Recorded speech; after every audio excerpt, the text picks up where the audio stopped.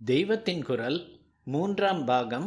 தெய்வ தத்துவம், தெய்வங்கள், சிவநாம மகிமை, சிவன் தரும் மகிமை. பகுதி 2. முன்காலத்தில் யாராவது உடன்கட்டை ஏறினால் அவளுடைய வஸ்திரம் எரியாமலே இருக்கும். பிரத்யக்ஷத்தில் பார்த்து பல பேர் சொல்லியிருக்கிறார்கள். அந்த வஸ்திரத்தை வைத்து ஆராதனை செய்வார்கள். இப்படி பல வீடுகளில் தலைமுறைகளாக அந்த வஸ்திரம் வந்திருக்கிறது. தன்னையே தியாகம் பண்ணிக்கொள்வதால் அந்த ஸ்திரீகள் ஆத்ம ஞானியின் நிலையில் இருப்பவர்கள், அம்பாளின் அம்சம் பெற்றவர்கள் என்று பூஜிக்கப்படுகிறார்கள். அப்படியானால் அந்த அம்சங்களுக்கெல்லாம் மூலமான அம்பிகையே பதியை நிந்தை செய்தவனுடைய புத்திரியாக ஏற்பட்ட பெயரும் தேகமும் இருக்கப்படாது என்ற தீவிரமான பதிவிரதா பாவத்தில் தன் தேகத்தை பரித்தியாகம் பண்ணிக்கொள்கிற நிலையில் சொன்ன வாக்கு சககமனம் செய்கிறவர்களின் வஸ்திரத்தை விட எத்தனை மேலானது! அம்பாள் இங்கே சககமனம் செய்யாவிட்டாலும் அப்படி செய்வதற்கே சதி, இங்கிலீஷிலே சதி என்றுதான் அவள் பெயரை வைத்திருக்கிறது. பாதிவிரத்தியத்துக்காக ஷரீரத்தை பொசுக்கி கொண்டு விடுவது என்ற கொள்கை இரண்டுக்கும் பொதுவாயிருப்பதால் இவ்வாறு பேர் ஏற்பட்டிருக்கிறது. சதி பதி என்பதாகவே தம்பதியை சொல்வதும் சதி என்றாலே ஐடியல் பத்னி என்ற அபிப்பிராயத்தில்தான். ஆச்சாரியால் சதி சதீனாம் அச்சரமே என்கிறார். குறிப்பு: சௌந்தர்யலஹரி, ஸ்லோகம் 96. பதிவிரதைகளுக்குள் முதன்மை ஸ்தானம் கொண்ட சதியே என்று அர்த்தம். அப்படிப்பட்டவள் பிராணத்தியாகம் பண்ணுகிற சந்தர்ப்பத்தில் சொன்னதை விட பெரிய சத்தியம் இல்லை. அந்த சத்தியத்துக்கு விலையே இல்லை. என்ன சொன்னாள்? யத்வயக்ஷரம் நாம கிரேருதம் ரிணாம் சகிருத் பிரசங்காதகமாஷு ஹந்தி தத் பவித்ர கீர்த்திம் தமலங்க்ய சாசனம் பவானஹோ த்வேஷ்டி சிவம் சிவேதரः. குறிப்பு: பாகவதம் 4.4.14. கடைசி வார்த்தை சிவேதரஹ, சிவனுக்கு இதரமானவர், அதாவது சிவனாக இல்லாமல் அதற்கு மாறுபட்டவராக இருக்கிறவர்.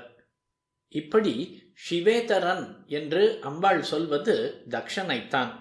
பவான், தாங்கள் என்று ரொம்ப மரியாதை துவனிக்கிறார் போலவே அவனை கூப்பிடுகிறாள். ஈஸ்வரனே தனக்கு மரியாதை பண்ண வேண்டும் என்று எதிர்பார்ப்பவனாதலால் பரிகாசமாக பவான் என்று சொல்லி அவனை சிவேதரன் என்கிறாள். இதில் நிரம்ப அர்த்த புஷ்டி இருக்கிறது. சிவ என்பதற்கு மங்களமாக, சுபமாக இருக்கிற அத்தனையையும் அர்த்தமாக சினானிம்களாக சம்ஸ்கிருத நிகண்டுவான அமரகோஷத்தில் சொல்லி இருக்கிறது. ஸ்வஹ, ஸ்ரேயசம், சிவம், பத்ரம், கல்யாணம், மங்களம், சுபம்.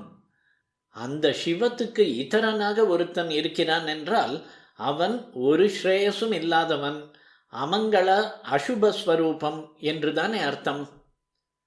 அப்பைய தீட்சிதர் எழுதியுள்ள அத்வைத்த கிரந்தம் ஒன்றுக்கு பரிமளம் என்று பேர். அத்வைத்தத்தை ஆக்ஷேபிக்கிற ஒருவர் இதற்கு கண்டனம் பண்ணி எழுதினார். இந்த விஷயத்தை அப்பைய தீட்சிதர் கேட்டவுடன் மூக்கை பிடித்து கொண்டாராம். பரிமளம் என்றால் நல்ல வாசனை, அதற்கு மாறாக ஒரு புஸ்தகம் என்றால் அதற்கு மூக்கை பிடித்து கொள்ளத்தானே வேண்டும்.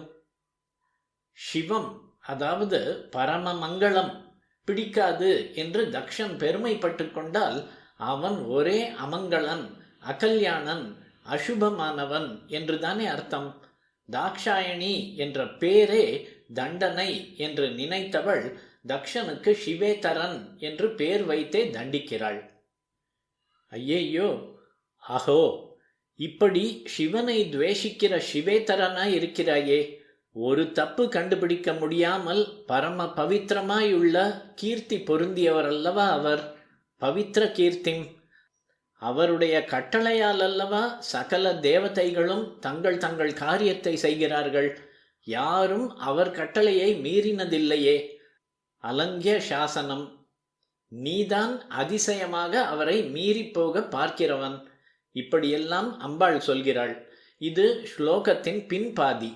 முன்பாதியில்தான் சிவநாமாவின் பெரிய பெருமையை சொல்கிறாள்.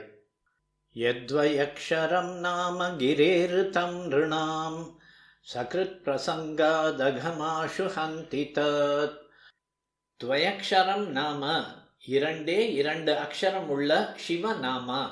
பஞ்சாட்சரமாக அதற்கு முன்னாடி பிரணவம், பின்னாடி நமக சொல்லணும் என்று கூட இல்லை. அவ்வளவு சிரமம் வேண்டாம். இரண்டு எழுத்தை சொன்னாலே போதும். சிவ சிவ என்கிறார் தீவினையாளர் என்றுதான் திருமந்திரத்தில் கூட இருக்கிறது. பஞ்சாட்சரமாக சொல்லவில்லை. துவயக்ஷரம் நாம கிரா என்றால் இரண்டே அக்ஷரமுள்ள நாமமான வார்த்தை. இந்த வார்த்தையானது மனிதர்களால் சொல்லப்பட்டால் நிருணாம் ஈரிதம், மனுஷியர்களால் சொல்லப்பட்டால் எப்படி சொல்ல வேண்டும்? ஸ்நானம் பண்ணி மடி பண்ணி கொண்டு மூச்சை கீச்சை அடக்கி ரொம்பவும் நியமமாக சொல்ல வேண்டுமா? அதெல்லாம் வேண்டியதில்லை. சக்ருத் பிரசங்காத், ஏதோ ஒரு தடவை பேச்சுக்கு நடுப்பற எத்தனையோ அரட்டை அடிக்கிற போது சிவனை நினைத்து மனசை செலுத்தி புத்தி பூர்வமாக அவன் பேர் என்று சொல்ல வேண்டியது கூட இல்லை.